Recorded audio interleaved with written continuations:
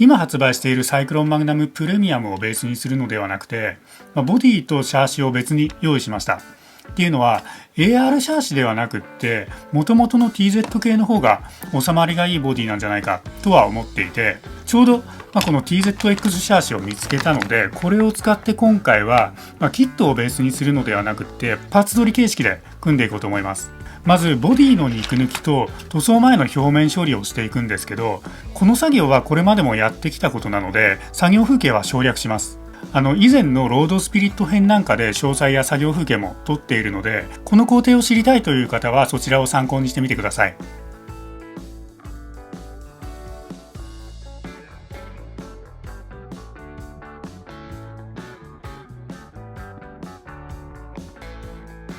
はい、今肉抜きを終えたところです。他に何をやったかっていうと、こういう GO っていう文字とか、ハイマウントローラーをつけるためのへこみをパテで平らにしてます。ポリエステルパテですよね。あと TZX シャーシって普通の TZ と違って、ここに段差があるので、この形に合わせてボディ側のここを少しだけ削ってます。で、小径ホイールのフルカウルマシンに台形ホイールを使うのって昔は結構ロマンだったので、今回やってみたいと思います。ボディを乗せてみるとフロントカウルがどうやら問題で、カウルの形を変えずにタイヤを干渉させないようにするとなると一工夫必要になりそうなんですね。ここですよね。普通に台形スリックタイヤなんかを履かせると完全に当たって回らない距離感なんですね。そこで今回はタイヤを薄く削ります。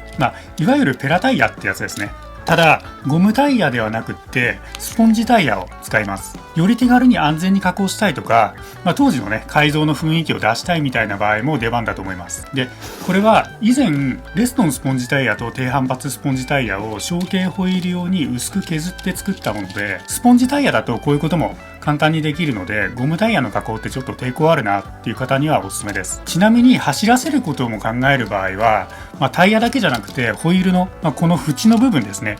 ここも低く削ることになると思います。じゃあどれだけ薄くできるのか、様子を見ながら削っていきます。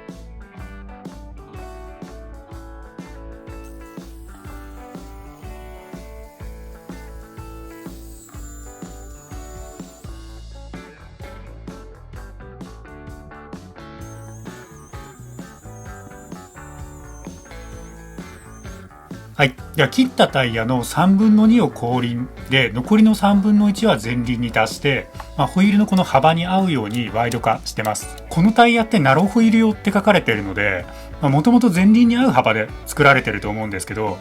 伸ばして履かせているっていうのもあって、ホイールの幅にこう余分ができるんですね。